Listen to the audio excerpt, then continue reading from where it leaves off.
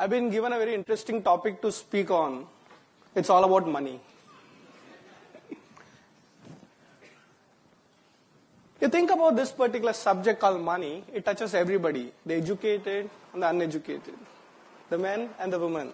The children who don't know anything about money, to the old man who worries about, I did not make money. So my topic is going to be how to be richie rich. So let me put my first slide. Can you help me out? The slide, please.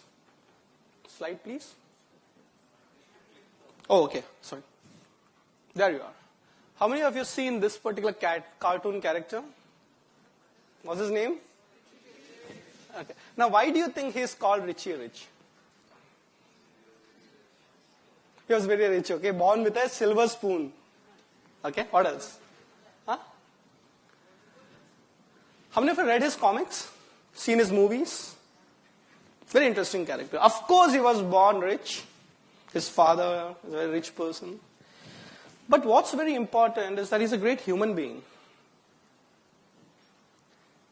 He actually is very respected by his friends. And he takes care of the people who are not so rich. He's out there to help them. So when you look at this particular person, Richie Rich, he may not be necessarily the richest man in the world. But he's Richie Rich. There are many things about being rich that unfortunately cannot be understood only financially. I've met so many people in my life. But they're full of life.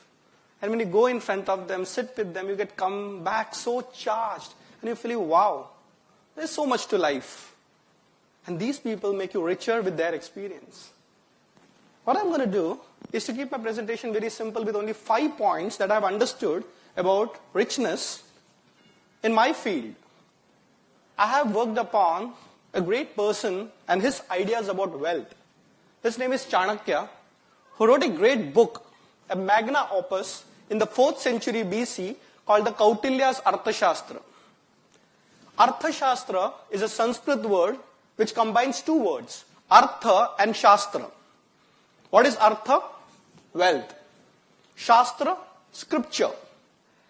Unfortunately, in India, when you talk about wealth, money, finance, we are having a feeling of guilt around it. We don't like to openly discuss about it. And we always say, Indian philosophy is all about the other world. Marne ke baad, punarjanma. But here is one man who believes that we have to talk about wealth openly. It's a book that has looked upon money, finance from various dimensions. The Arthashastra is a kind of a book that talks about human psychology from a different dimension. So having studied and trying to delve upon the ideas of wealth in the Arthashastra, I can tell you, wealth, or if you want to be richie rich, the first thing that you need to do to become one is use your intelligence. Intelligence is something which is a gift only to human species. I'm not telling that the other species of the world are not intelligent, but they have limited intelligence. Look at a honeybee building a honeycomb. Thousands of years ago, it was the same design, same model, and continues. Look at human beings. Generation to generation, it has evolved. So the way my father built a house and the way I will build will be different, and so on. In the education field, we call it adding on to the world of knowledge. Every person builds on something called as intelligence from the previous generations. And as a parent, I can tell you, and every parent can tell you, when you look at your children, you feel, oh, they are more intelligent than us. I think my parents also felt that. And genetically, it has been proven that intelligence gets passed on to your next generation through your genes. But the children will make it better. And today, intelligence can be mapped financially. Look at the concept of IPR, intellectual property rights. The richest people in the world or the richest companies in the world are not necessarily the ones who own lots of assets, land, or in the olden days, cows, and maybe some cattle. Today, the biggest software companies, pharma companies, what are they actually owning? It's IPR, intellectual property rights. And the best part is that you can own an idea, develop that idea, and go on to become one of the richest men in the world. But the interesting part about it is that intelligence is not just about thinking out of the box. Sometimes it's also questioning, is there a box? Use your intelligence, optimum. In the Arthashastra, there is a concept called anvikshiki. Anvikshiki means the science of thinking. Does our education system use only one part of our intelligence, which is by hearting and reproducing? Or is it also about creativity and innovation?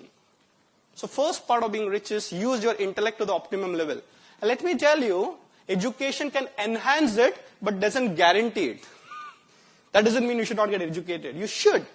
So the quality of having the cutting edge of intelligence is education. Go and get the best education, but use your intellect properly. Okay. Second part of being rich is to have a philosophy in life. Philosophy? Yeah, absolutely. Every person who is born has got some ideas. And being from the Department of Philosophy in the Mumbai University, our teachers always teach us. Everybody is a philosopher. Even if he's a beggar on the road, he's a philosopher. You know why? Because he thinks. He's got some certain philosophy. It's not about right or wrong, whether you agree or not agree. But what is very important is that when you build your wealth, it should be based on certain value systems that you believe in. Look at certain value systems that you believe in. And let me also make this point of Steve Jobs. He said towards the end of his life, I would trade all my wealth that I've created for one afternoon with Socrates. What does it mean? One of the most richest men still wants to have those answers which is philosophical in dimension. And the world is full of philosophers. If you look at the Western world, we have people like Socrates and Plato and Aristotle. If you look at India, it's a land of philosophers and saints and sages, right? So you're right from